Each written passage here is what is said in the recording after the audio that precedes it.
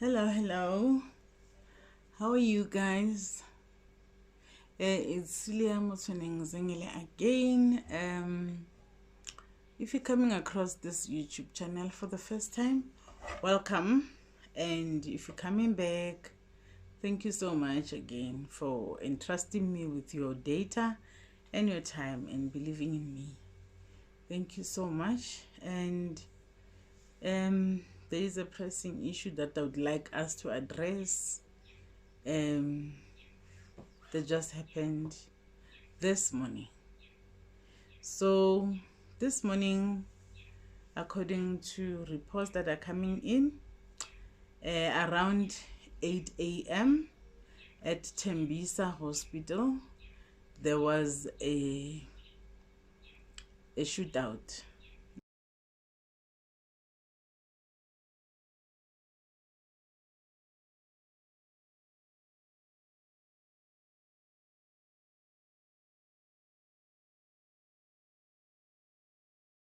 Listening to this shootout, the way it happened, it's femicide. It's femicide. We do know what a femicide is, the killing of women. Okay, it's also a suicide because the person that was killing this woman also pulled the gun to himself, to his head, and tried to kill himself as well. And he survived the shot for a while, and he was taken from there to en route to Mill Park Hospital. So I heard he didn't make it. So allegedly he didn't make it, and he also passed on. And listening to this story, it reminds us of the many cases that are happening in our country. We are dealing with men who do not know how to handle hurt and pain and frustration and whatever issues that they are dealing with. And the only way out for them is killing women. The reports say this guy that did this is said to be a police officer who came with blue lights to Tembisa hospital this morning and parked at the parking lot where usually the ambulances park, and he called in the wife or the partner or the fiance, because according to other reports they were engaged, so we don't know which is which, but they were romantically involved. And upon arrival of the lady who was the assistant nurse, she was shot 7 bullets apparently or allegedly by this guy, and she died on the scene. And after doing so, the guy took a gun and put it on his own head, and he survived, like I said before, and he didn't make it to Mill Park allegedly. So now this is playing over and over again in our country. This is one of the incidences that are becoming irregular in our country. It happens so many times to a point where us as women are afraid wherever we are. We tend to be afraid of males who are police officers, because now this is more frequent in the police force. But not just that, and even males in particular, anywhere, everywhere, because we don't know what pisses them off to a point where they feel death is the only solution to whatever problems they may have in relationships. So I would like to plead with the president again. All these things are happening in his silence.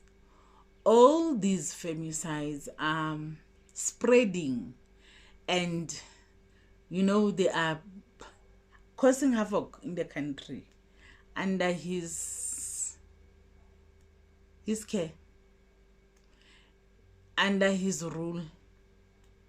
So we're watching you, Mr. President. We are watching you.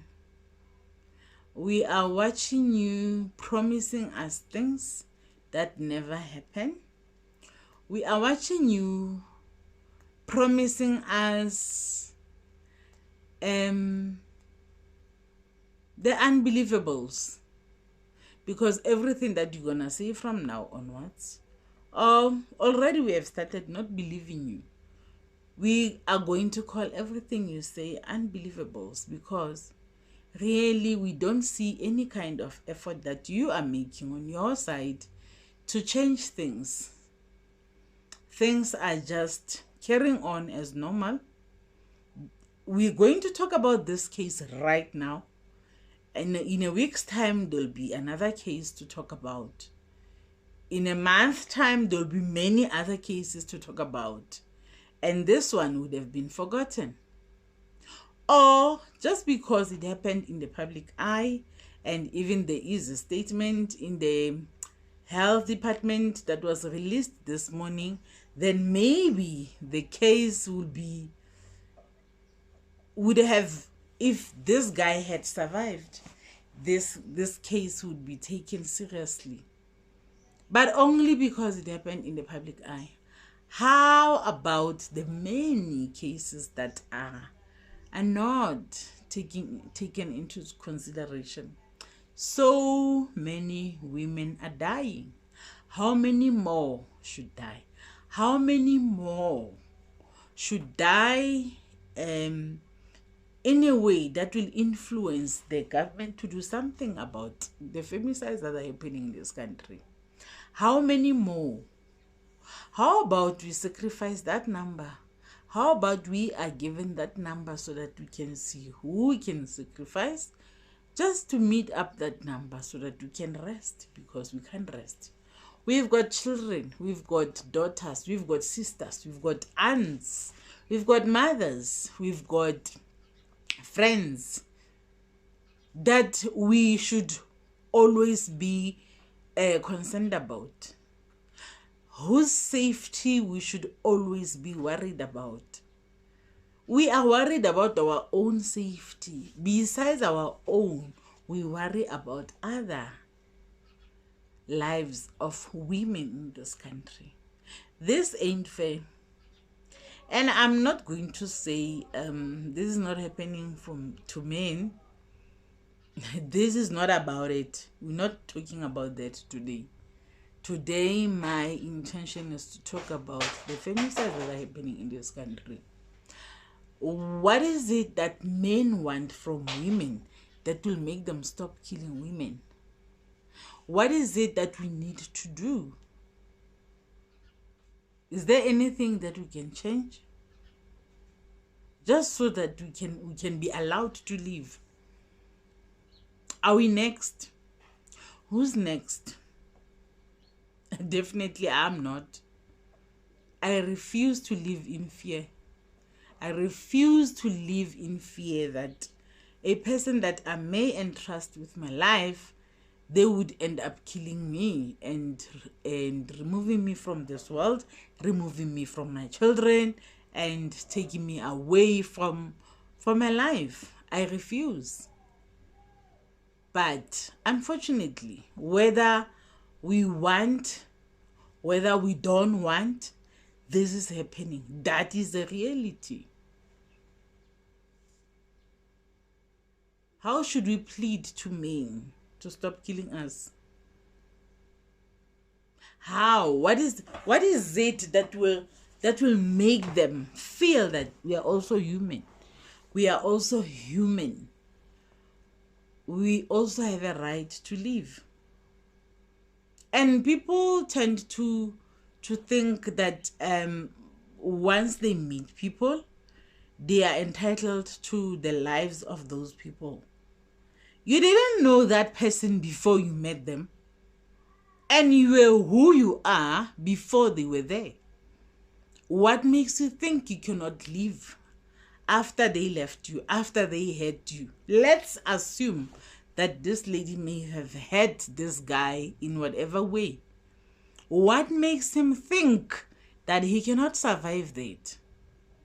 What makes him think that he cannot leave again after the hurt that she may have caused him?